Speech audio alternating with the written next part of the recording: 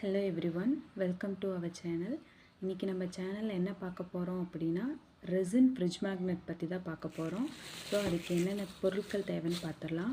weight machine, hand gloves, measuring cups, mixing sticks, resin தேவை, hardener வந்து தேவை. நம்ம என்ன ஷேப்ல செய்ய போறோமோ அந்த silicone mold கண்டிப்பா தேவை. என்ன கலர்ஸ் யூஸ் பண்ணமோ அந்த கலர் பிக்மெண்ட் வந்து எடுத்துக்கணும். நான் இங்க blue colour and white colour pigment வந்து எடுத்துக்கிறேன். அடுத்து நம்ம என்ன பண்ணணும்னா மெஷர்மென்ட் பண்றோம் ரெசின் ஹார்ட்னர் எப்படி பண்ணலாம்னு. சோ வெயிட் மிஷின் எடுத்து ஆன் பண்ணிக்கோங்க. நீங்க எந்த கப்ஸ் எடுக்கறீங்களோ மெஷரிங் கப்ஸ் அத வச்சிட்டு அங்க இருக்க டேர் ஆப்ஷன் எடுத்துறீங்க அப்படினா அந்த வெயிட்டோட மெஷர்மென்ட் வந்து போயிடும். அதுக்கு அப்புறம் நீங்க எவ்வளவு ரெசின் ஊத்தணுமோ அத ஊத்திக்கலாம். நான் இங்க 3:1 ரேஷியோல எடுக்க போறேன். 3 பங்கு வந்து ரெசினும் 1 பங்கு வந்து ஹார்ட்னர் எடுக்க போறேன். சோ 15:5 மொத்த டோட்டல் 20 கிராம்ஸ் எடுத்துர்க்கேன். அத வந்து மிக்சிங் ஸ்டிக்ஸ் யூஸ் பண்ணி 5 நிமிஷம் நல்லா மிக்ஸ் பண்ணிக்கணும்.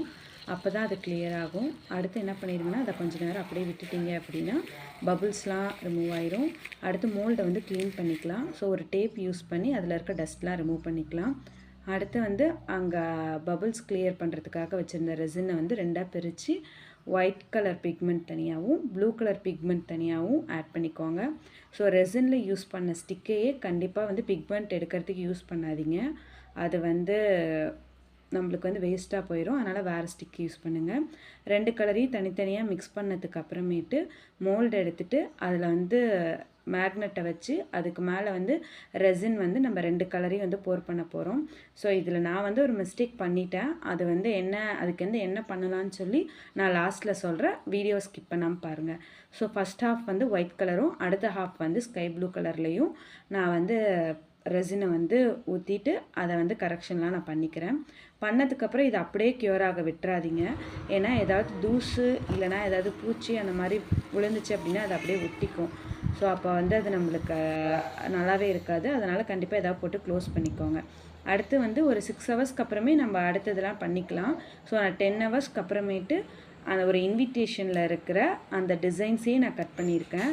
சோ அது கொஞ்சம் இன்னும் உங்களுக்கு மெமரபிளா இருக்கும் அப்படின்றதுக்காக சோ அவங்களோட நேம், அவங்களோட வெட்டிங் டேட் பிளஸ் அதுல இருந்து அந்த டிசைன்ஸ் வந்து கட் பண்ணி நான் வந்து யுவி ரெசின் வச்சு ஸ்டிக் பண்ணிட்டேன். ஸ்டிக் பண்ணிட்டு கொஞ்சம் கிளிட்டர்ஸ் அதெல்லாம் யூஸ் பண்ணிட்டு மேல வந்து ஃபைனல் லேயர் வந்து ரெசின் வந்து போர் பண்ணிட்டேன். அடுத்து அதுல இருக்க பபிள்ஸ் எல்லாம் கிளியர் பண்றதுக்கு ப்ளோ டார்ச் வந்து யூஸ் பண்ணிக்கிட்டேன். சோ இத வந்து க்ளோஸ் பண்ணி அப்படியே 24 ஹவர்ஸ் எதுவும் பண்ணாம வச்சிட்டீங்க அப்படினா 24 ஹவர்ஸ்க்கு அப்புறமேட்டு நம்ம வந்து டிமோல்ட் பண்ணிரலாம். பண்ணதுக்கு அப்புறம் இதான் ஃபைனல் அவுட்புட் எப்படி இருக்குன்னு சொல்லுங்க. சோ அந்த மிஸ்டேக் என்ன அப்படினா ஃபர்ஸ்டே நான் வந்து மேக்னெட்டை வச்சதுல பாதி மேக்னெட் தான் வந்து வெளியில இருக்கு. பாதி மேக்னெட் வந்து ரெசின்ல வந்து மூழ்கிடுச்சு. சோ நான் என்ன பண்ணேன் அப்படினா பின்னாடி டிமோல்ட் பண்ணதுக்கு அப்புறமேட்டு யுவி ரெசின் ஊத்தி அதுக்கு மேலே இன்னொரு மேக்னெட்டை வந்து ஃபிக்ஸ் பண்ணிட்டேன். சோ நீங்க வந்து இந்த தப்பு பண்ணாதீங்க. சோ ஃபர்ஸ்ட் என்ன ஷேப்ல வேணுமோ எடுத்துட்டு அதுக்கு அப்புறமேட்டு கூட நம்ம ரெசினோ யுவி ரெசினோ வச்சு மேக்னெட் வந்து ஃபிக்ஸ் பண்ணிக்கலாம். இதுதான் அதோட ஃபைனல் அவுட்புட். உங்களுக்கு இந்த மாதிரி கஸ்டமைஸ்டு gift வேணும் அப்படினா எங்களை நீங்க வந்து கான்டாக்ட் பண்ணலாம். நானே எங்களோட ஃப்ரிட்ஜ்ல வந்து பேஸ்ட் பண்ணி பார்த்தேன். நல்லா இருந்துச்சு. எங்க சேனலை மறக்காம லைக் பண்ணிக்கோங்க, சப்ஸ்கிரைப் பண்ணிக்கோங்க. சோ அந்த மேக்னெட்டோட வெயிட் சும்மா நான் செக் பண்ணி பார்த்தேன். 50 கிராம்ஸ் இருந்துச்சு.